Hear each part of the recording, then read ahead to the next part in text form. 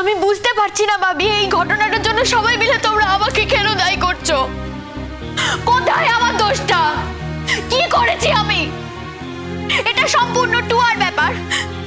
টুয়ার সঙ্গে আমার কিসের সম্পর্ক? এটা ওর ইচ্ছে হয়েছে, ও করেছে। আমাকে কেন সবাই মিলে তোমরা ভুল বুঝছো? কেন সব দোষ আমার ঘাড়ে এসে পড়ে? শুধু তোমরা নয়, আমার ভাবি এমনকি আমাকে। দয়া করো প্লিজ, দয়া করো। তোমার চোখের জলকে কেউ বিশ্বাস করে না। তোমার চোখের জল দেখলে আজকাল হাসি পায়। আর কত ছোট করবে বলো নিজেকে? যাও না, যাও ভেতরে যাও, ভেতরে যাও। আমি তো অনেকদিন ধরে শুনছি যে অনুরাগ তোমার হাতে কোনো রকম খাবার খেতে চায় না, তারপরে তুমি ওর কাছে চাটা নিয়ে গিয়েছিলে কেন?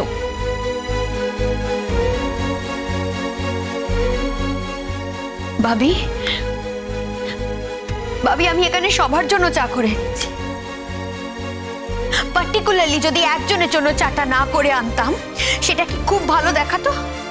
তুমি কি আমাকে এই শিক্ষায় শিক্ষিত করেছো? প্লিজ তুমি আর শিক্ষার কথা বলো না। আমি তোমাকে শিক্ষা দিয়েছি এই কথাটা ভাবলে না ইদানিং আমার ঘৃণা হয়।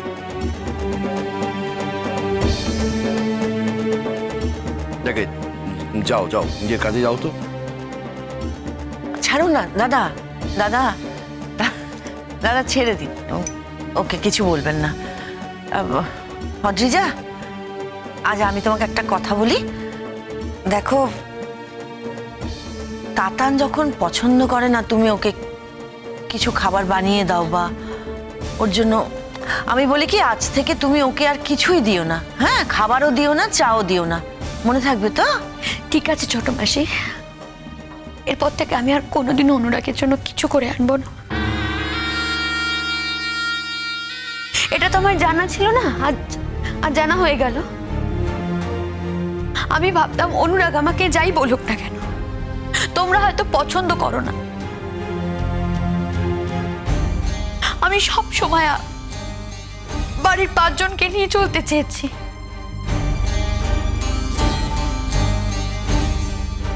আমি জানি যে সংসারে থাকলে, এক জায়গায় থাকলে খোটাখুটি লাগবেই, সেটাকে সবসময় মাথায় রাখিনি আমি। আজ সেই কারণে। অনেক হয়েছে তিতি, আমরা কেউ শুনতে আগ্রহী নই। তুমি যাও, নিজের কাজে যাও। দয়া করে এখানে আমরা একটা জরুরি আলোচনা করছি, এর মধ্যে তুমি থেকো না। চলে যাচ্ছি। এত খারাপ ভাবে বলার কিছু হয়নি ভাবি, আমি চলেই যেতাম। এই শোনো, আরেকটা কথা বলছি, এখানে বড়রা 5 জন মিলে কথা বললে দুমদাম করে সেখানে ঢুকে পড়বে না, মনে থাকবে?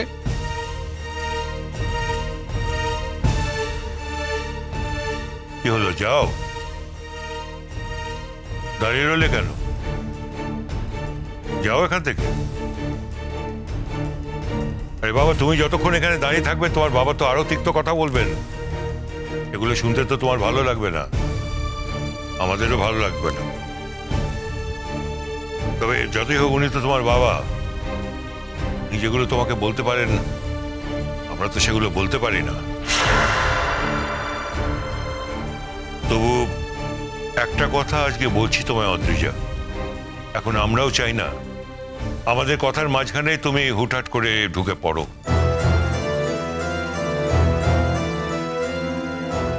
হ্যাঁ, তুমি পিকলুকে কথাটা বলতেই পারো, তবে পিকলুকে আমরা যতটা জানি, মানে ওকে তো ছোটবেলা থেকে মানুষ করেছি, ও বদলে গেলেও কতটা বদলেছে সেটাও আন্দাজ করতে পারি।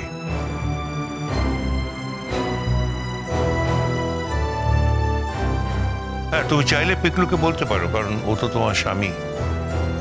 তবে একটা কথা তোমাকে বলে দিই অদ্রিজা, ওর কাছে আমাদের বিরুদ্ধে কোনো কথা বলতে যেও না, তাতে তোমার কোনো সুবিধা হবে না।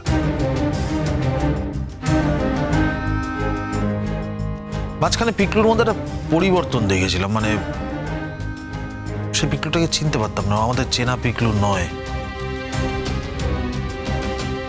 ইভেন আমি আর কাজুরি এটা নিয়ে আলোচনাও করছিলাম যে অদ্রিজা এসে পিকলুকে পর্যন্ত বদলে দিতে পারলো। কিন্তু শেষ দিন মানে লাস্ট মেঘলার অনুষ্ঠানের দিন দেখলাম যে না, পিকলু বদলায়নি। পিকলু একেবারে অন্য মানুষ হয়ে গেছে। আমাদের পিকলু আবার আমাদের আগের পিকলু হয়ে গেছে। তখনই বুঝতে পারলাম অদ্রিজা, বুঝতে পারলে যে তুমি চেষ্টা করেও পিকলুকে বদলাতে পারোনি, এবং তুমি যাই করো না কেন, যাই বলো না কেন, তুমি কোনোদিনও পিকলুকে বদলাতে পারবে না। বিশ্বাস করো দাদা ভাই, আমি এরকম কিচ্ছু ভাবিনি কোনোদিন। আমি তোমাদের সকলের সাথে একসঙ্গে সংসারটা করতে চেয়েছিলাম। আর যদি আমি সেরকমই কিছু ভাবতাম তাহলে তো আমি পিকলুকে নিয়ে অনেকদিন আগে আলাদা সংসারটা করতে পারতাম। না, পারতে না, পারতে না। কেন আমাকে দিয়ে এই সমস্ত অপ্রিয় কথাগুলো বারবার বলাতে চাইছো?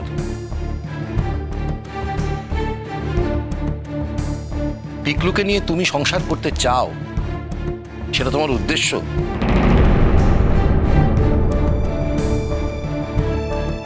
প্লিজ আমাকে দিয়ে কথা বলিও না। আমি তো চিনি তোমাকে, তোমার একটা কোনো উদ্দেশ্য থাকে না, তোমার অনেকগুলো উদ্দেশ্য থাকে। তবে তার মধ্যে একটা বড় উদ্দেশ্য হচ্ছে যে করেই হোক মেঘলার ক্ষতি করা।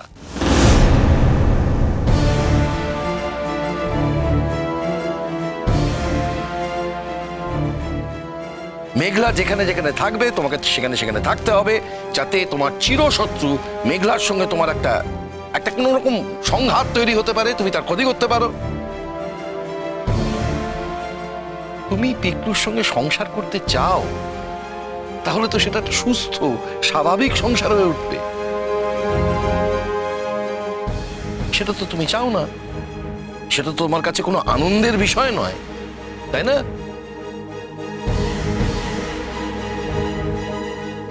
এতগুলো লোকের সামনে, আমার শ্বশুর বাড়ির প্রত্যেকটা মানুষের সামনে তুমি আমাকে এভাবে অপমান করলে ভাবি।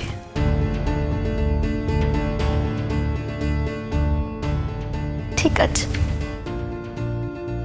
অপমানিত হতে হতে না আমার মনেও একদিন ধিক্কার জন্মাবে ভাবি। সেখান থেকে আমিও কিন্তু মৃত্যুর সিদ্ধান্ত নিতে পারি, সেটা ভুলে যেও না।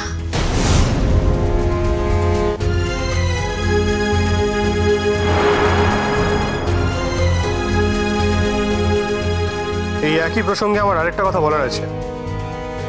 মা, তুমি যখন অদ্রিজাকে বলেই দিয়েছো যে এরপর থেকে আমার জন্য কোনো কাজ করবে না, আমার জন্য রান্না বান্না কিচ্ছু করবে না, আমার নাম ছাড়া সেই প্রসঙ্গে আরেকটা নাম তোমার অ্যাড করে দেওয়া উচিত ছিল, আর সেই নামটা মেঘলার।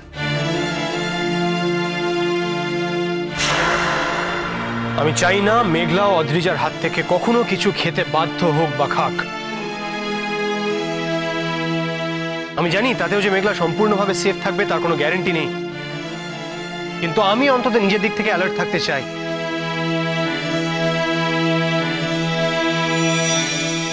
নিজে সেফ থাকতে চাই আর মেঘলাকে সেফ রাখতে চাই।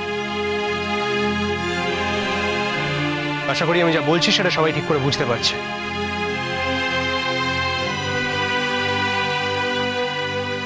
সব বুঝেছি অনুরাগ, শুধু আমি কি বুঝেছি সেটা তোমরা বুঝতে পারছো না। আমি যা বোঝাতে চাই সেটা যখন বুঝবে তখন তোমাদের হাতে আর কোনো গুটি থাকবে না, দুটো হাতি পক্কা। এখন থেকে তাহলে সেটাই হোক। আমাকে যে অপমান করে তাকে আমি কখনো ছাড়ি না, সেটা আমার বাবি হলেও না।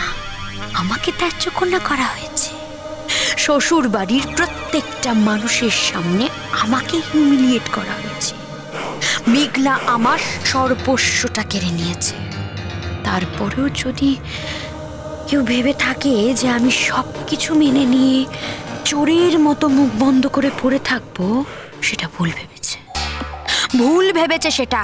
কিভাবে প্রতিশোধ নিতে হয়, কতটা ভয়ঙ্করভাবে নিতে হয় তা আমি জানি। আমি শুধু কটা দিন চুপ করে রয়েছি, এখন টুয়ার দান। টুয়া যখন দান চালছে, টুয়াকে ধৈর্য ধরে দানটা আমি চালতে দিচ্ছি।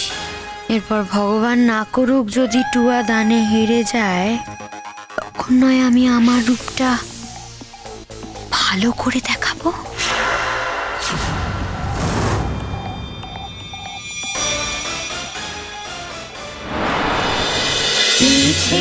নদী